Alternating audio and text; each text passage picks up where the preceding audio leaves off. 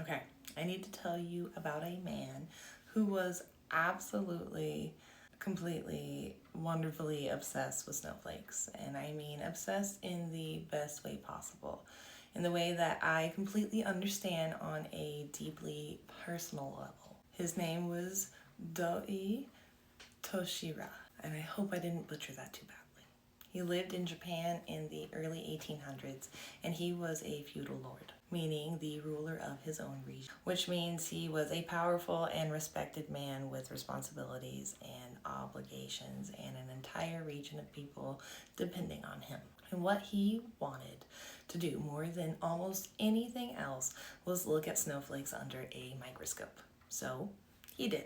Now here is the detail that stops me every single time. Japan in the 1800s was almost completely closed off from the rest of the world. For over 2 centuries, Japan had maintained a policy of isolation, limiting trade and contact with foreign nations to almost nothing. Because there was one exception, the Netherlands. Japan maintained a small, carefully controlled trading relationship with the Dutch.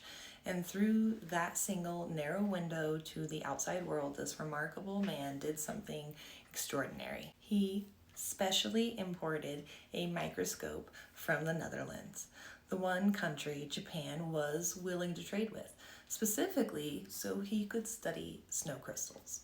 Let us think about that for a second. He wanted so badly to understand snowflakes. He found the one available channel to the outside world and used it to get himself a microscope. I feel so seen by this man. And then he got to work. For over 2 decades, our feudal lord observed snow crystals under his Dutch microscope. He drew every single one he could find with meticulous, beautiful, careful detail. In 1832, he published his findings in a book called Sekka, Zusetsu, Sekka, snowflowers.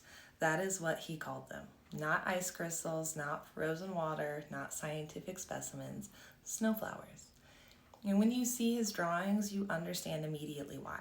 They are extraordinary, delicate and intricate and alive in a way that makes you want to reach through the page and touch them. He illustrated 86 types of snow crystals and explained 14 beneficial effects of snow. His book and his sequel are regarded as Japan's first natural science writings on snow. Japan's first, written by a feudal lord who found a way to get a microscope because he simply had to know what snowflakes looked like up close. They called him the Lord of the Snows. I want that on a business card, honestly. And now here is where the story takes a turn, and I love turns. Those beautiful, careful illustrations of snowflowers did not stay quietly in the pages of an academic book. They escaped. They got out into the world, and they became a fashion phenomenon. The delicate patterns our Lord of the Snows had drawn, these tiny, precise, 6-sided crystals, started showing up on kimonos, on teacups, everywhere you looked in the Indo period.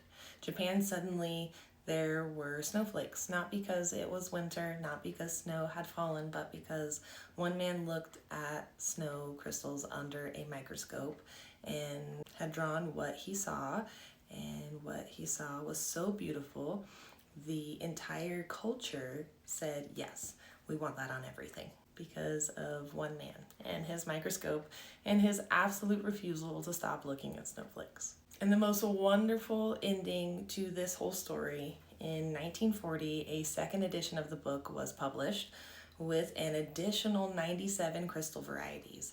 More snow flowers, more observations, more drawings, because the work was never really finished. How could it be? Every snowfall is a new collection. Every crystal is a new drawing waiting to happen, a new preservation. The Lord of the Snows understood that. He understood it so well, he spent 20 years of his life proving it. And here's what I love most about this whole story. He was not a scientist by training. He was not a university professor with a laboratory and a research grant. He was a man who looked at snow and felt something. I need to understand this better. I need to draw what I see and share it with the world. That impulse, that pull towards snow, towards really seeing it and really honoring it and finding it endlessly extraordinary when most people just see frozen water. People have felt that for centuries. in Japan, in Vermont, and in Colorado. The crystals have always been worth looking at. They have always been worth drawing and preserving and building a whole life around. The Lord of the Snows knew that in 1832. And I think about him now sometimes when I am in my backyard and in the early morning with my collection board, my trays, waiting for what falls. 200 years apart, same impulse, same wonder, same snow flowers. Make sure you take a gander at the snowflakes in the online gallery.